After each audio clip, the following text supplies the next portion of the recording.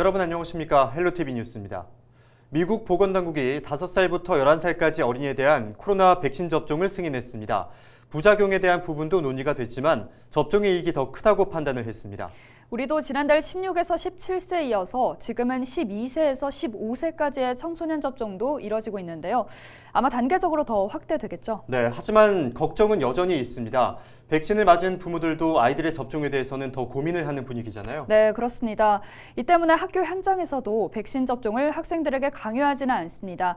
단 기저질환이 있을 땐 접종을 권고하고 있고요. 네, 판단은 청소년 본인과 또 부모의 몫이 될 것 같습니다. 헬로티비 뉴스 힘차게 시작합니다. 전주의 한 초등학교에서 시작된 코로나19 감염이 유치원과 학생, 학교까지 확대되고 있습니다. 처음 확진 판정을 받은 학생들의 감염 경로는 확인되지 않고 있습니다. 단계적 일상 회복이 시작되면서 음식업종을 중심으로 손님들의 발길이 조금씩 늘어나고 있습니다. 하지만 소상공인들의 체감 정도는 낮은 것으로 나타났습니다. 김제의 한 골프장이 내년부터 일본차의 출입을 막기로 해 논란입니다. 골프장 측은 일본이 역사를 왜곡하고 국민에게 제대로 사과하지 않아 이같이 조치했다고 밝혔습니다. 사회관계망 서비스를 통해 남성을 유인한 뒤 때리고 돈을 빼앗은 10대들이 경찰에 붙잡혔습니다. 이들은 휴지가 없으니 가져와 달라며 화장실로 유인한 것으로 드러났습니다.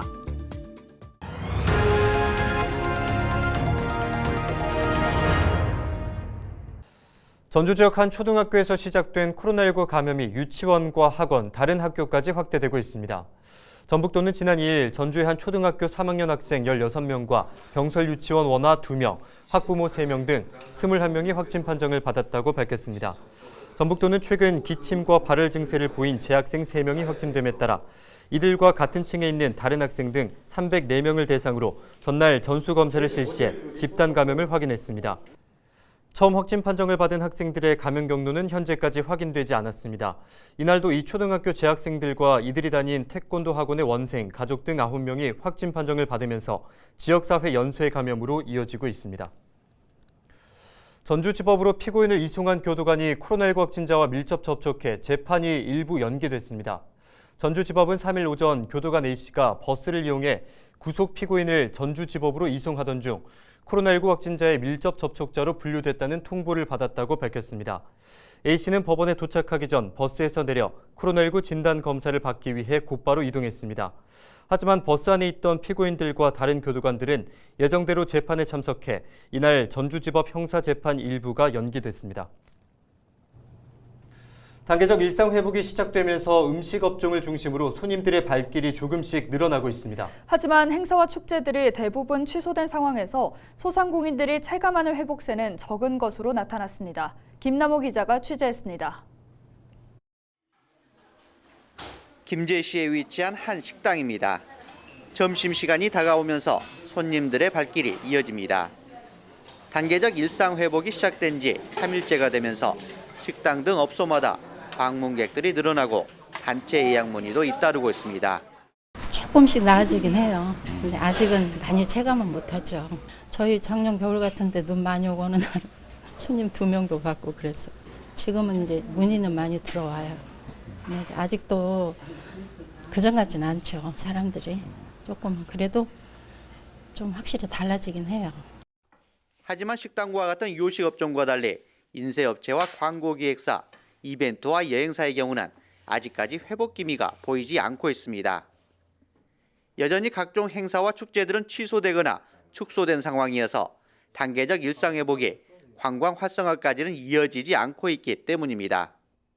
여행사라든가 광고사, 교육, 이벤트 이런 데들은 사실상 행사를 하지 못함으로써 2년 동안 많은 손실이 입었는데 직접적인 그 제한을 한 업종들만 이렇게 손실보상제가 도입이 되다 보니까 소외된 분들이 너무 많습니다. 이분들에 대한 대안, 그것이 반드시 좀 논의가 돼야 될 부분입니다. 단계적 일상 회복으로 매출 향상에 기대를 모으고 있는 요식업계. 하지만 피해 보상 대상에서 제외된 소상공인들은 여전히 지원 대책 마련을 호소하고 있습니다. 헬로티비 뉴스 김나호입니다. 전북 지역 온라인몰 거시기 장터가 전북 생생장터로 새 단장하고 문을 엽니다. 전북도는 급변하는 온라인 환경에 대응하기 위해 장터 이름을 변경하고 전통적인 분류 체계에서 벗어나 단어를 입력하면 관련 상품이 추천되는 기능을 추가했습니다. 또 산지 방문을 통해 고품질 제품으로 재정비하고 각종 간편 결제 시스템도 추가했습니다. 전북 생생장터는 11월 3일부터 운영이 시작되며 다양한 판촉 행사가 함께 진행됩니다. 전북 지역 대표 도서관을 조성하기 위한 설계 공모에서 당선작이 나왔습니다. 전북도는 출품작 3개 가운데 건축사무소 이아키텍츠와 A그룹이 공동 응모한 작품을 당선작으로 선정했습니다. 당선작은 확장 가능한 공간 구성과 전통적인 건축 형태를 반영하고 주변 지형을 활용해 높은 점수를 받았습니다. 전북 대표 도서관은 지하 1층, 지상 4층 규모로 전주 혁신도시에 들어서며 내년 10월 공사가 시작돼 오는 2024년 완공될 예정입니다. 김제한 골프장이 내년부터 1분차의 출입을 막기로 해 논란이 일고 있습니다. 이 골프장 홈페이지에는 지난 1일부터 1분차 출입 제한을 알리는 공지글이 올라왔습니다. 골프장은 출입 제한 조치가 역사를 왜곡하고 우리 국민에게 제대로 된 사과도 하지 않는 일본에 대한 개인 기업의 의지 표현이라고 밝혔습니다. 사회 관계망 서비스를 통해 남성을 유인해 때리고 돈을 빼앗은 10대들이 경찰에 붙잡혔습니다. 전주 완산경찰서는 강도상해 혐의로 19살 A군 등 7명을 붙잡아 조사하고 있다고 밝혔습니다. 이들은 지난 2일 새벽 2시쯤 전주의 한 공중화장실로 B씨를 유인해 폭행하고 돈 200만 원을 빼앗은 혐의를 받고 있습니다. 경찰 조사 결과 이들은 사회관계망 서비스 채팅을 통해 휴지가 없으니 가져다 달라며 B씨를 화장실로 유인한 것으로 드러났습니다.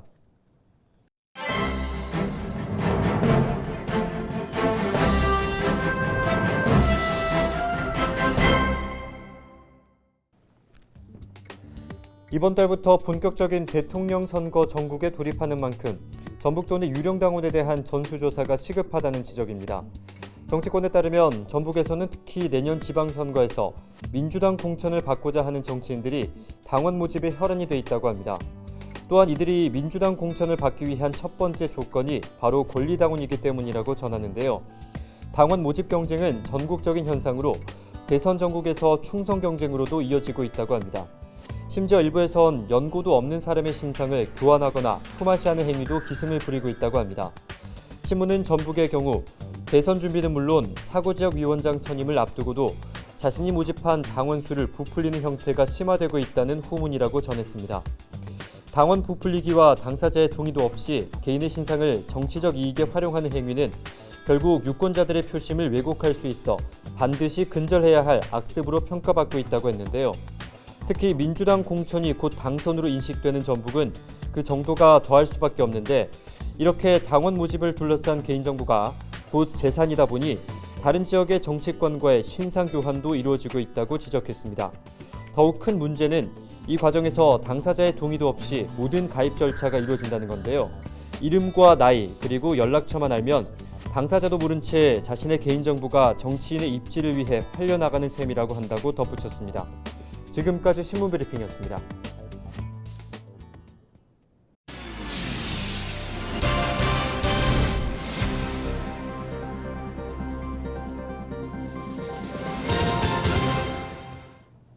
단풍 명소 가운데 한 곳인 내장산의 단풍이 다음 주 절정을 이룰 전망입니다.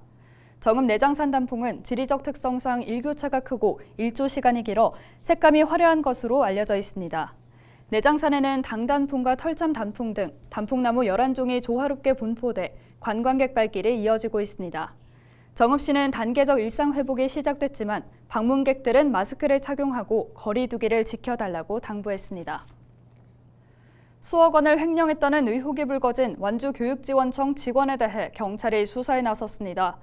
전북경찰청은 도교육청으로부터 최근 A 직원에 대한 고발장을 접수하고 관련 내용을 살펴보고 있다고 밝혔습니다. 완주교육지원청에서 회계 담당자로 일하는 A씨는 지난 3월부터 최근까지 통장에서 몰래 5억 원을 빼돌렸다는 의혹이 제기됐습니다. A씨는 일선 학교 원어민 강사의 급여가 지급되지 않았다는 상급자의 질문을 받자 잠적한 것으로 확인됐습니다. 도교육청도 A씨 비위 행위를 접하고 감사에 착수했습니다.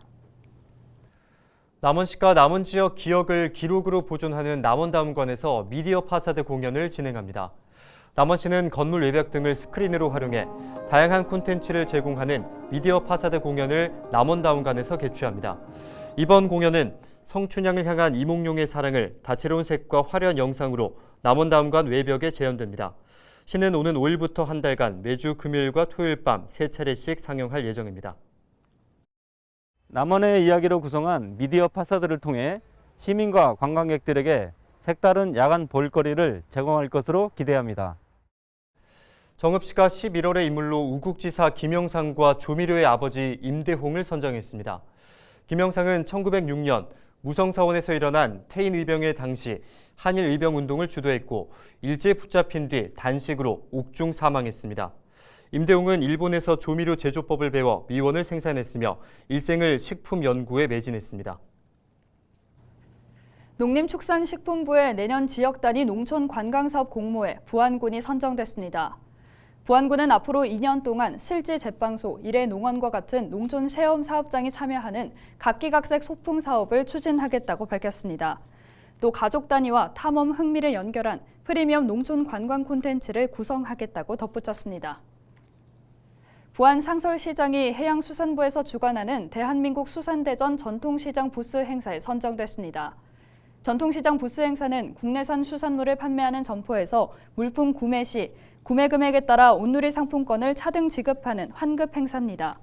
이번 행사는 오는 8일부터 21일까지 진행되며 예산이 소진되면 조기에 종료될 수 있습니다. 이상으로 뉴스를 마칩니다. 함께해 주신 여러분 고맙습니다.